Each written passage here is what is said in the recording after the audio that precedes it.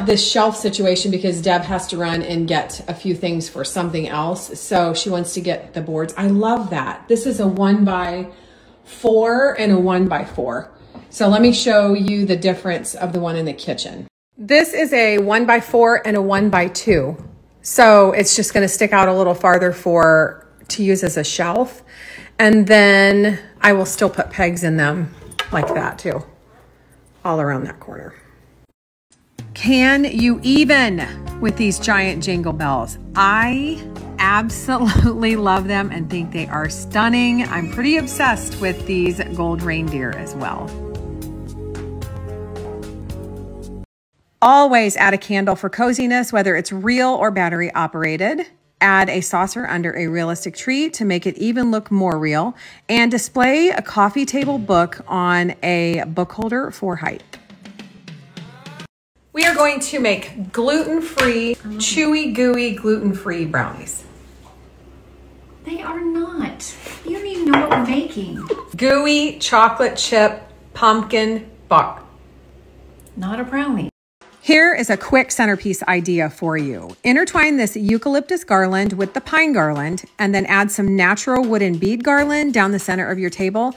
Add some candlesticks and candles and you have this simple yet stunning tablescape. Okay, this rolling tape measure is our new favorite gadget. It measures straight lines and circles both in inches, feet, millimeters, and centimeters. It is rechargeable, a great gift idea, and perfect to take out while antiquing and thrifting.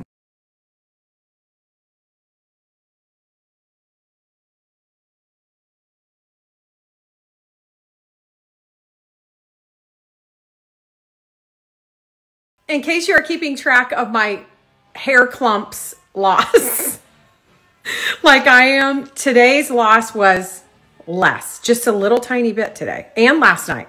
I like to brush it at night and I brush it in the morning just very gently because if I don't, the loose hair gets matted in the hair that is still attached. And it's just like big mats. So I have to do that. I'm sharing this because of all of the people who I'm telling you, I've gotten hundreds of messages from people who either went through this, are going through this now, are freaked out by it. And that's why I'm sharing. But it is an up and down type of a thing I'm noticing, except it is so much less. I wish I would have taken photos of the first part of this journey because it was unreal. Which, by the way, I have a highlight of everything that I'm doing. I think I need to look at that highlight and see if it's all updated of everything that I am doing to help my hair grow back. I just had to get hair off of the chair. There's another piece. Just me walking around. I did just look and it looks like everything is updated in that hair highlight. So if you want to know what I'm doing, you can look at that, except I don't think I put Nutrafol in there. I am taking that. But I wanted to go over a few of the top sellers from Amazon and this scalp massager is one of them. I'm not going to talk too long about it, but this is actually for hair regrowth. You just massage your scalp. It's one of the most important things if you have any type of hair loss to make sure that the blood flow is really well to those areas, but it also helps get your product in your hair. If you put any type of oil or pre-wash or anything like that, it's really good for that. I use this morning and night. This is something that was in the top sellers and I shared it the night that I ordered it. And it's something that I didn't even know existed. And I can't believe I haven't had one till now. It is currently 10% off. And then it has a coupon for 50% off. It is a scarf. It's a heating scarf, heating pad that goes around your neck that's rechargeable.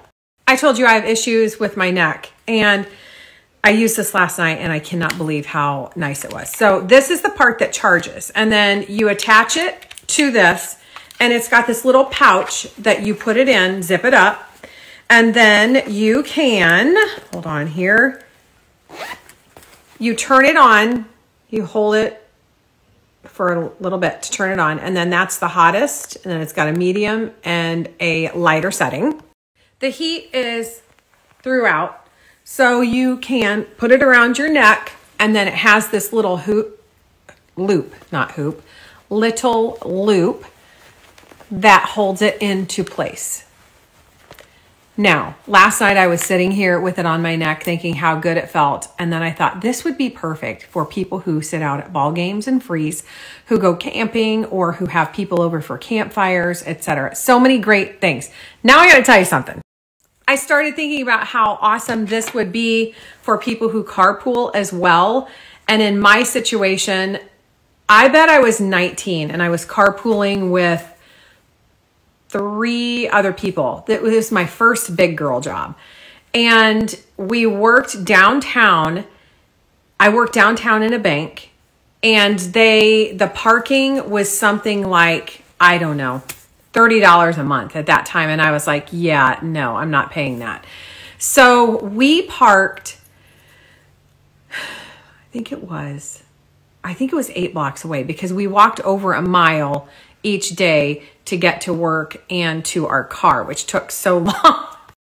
That 8 blocks away was in a random parking lot that was like, we probably risked our car getting broken into every day.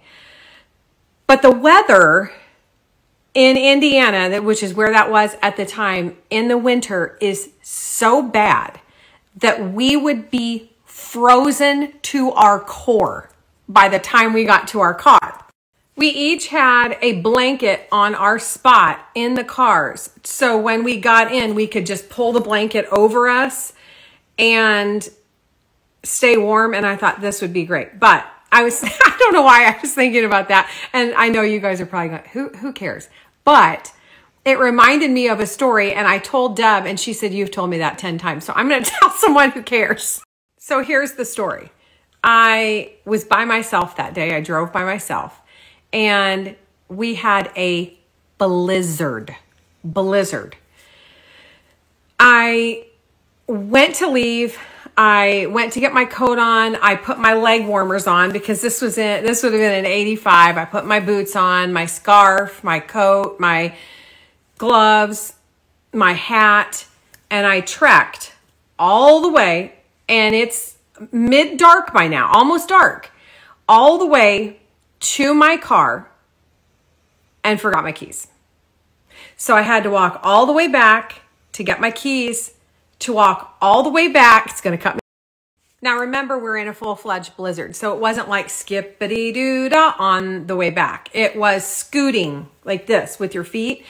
So I got back to get my keys, back to my car, started the car, got my scraper out, started scraping my car, wiped out, fell halfway under, halfway out of my car, had to pull myself out.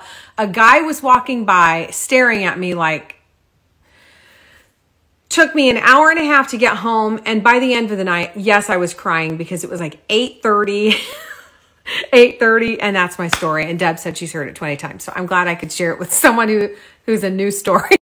So all of that to say, it would be perfect for a commute. If you have to walk or commute long ways, there you go. This is one job that Deb wanted to get done today, and she got half of it done. We never had, and I don't know if I told you this, but we never had any spoutings on this, and this flooded so bad, and it would flood into their run, and it was a mess. So we put sandbags here for the winter just in case we can't get out here and see what is going on if it floods again.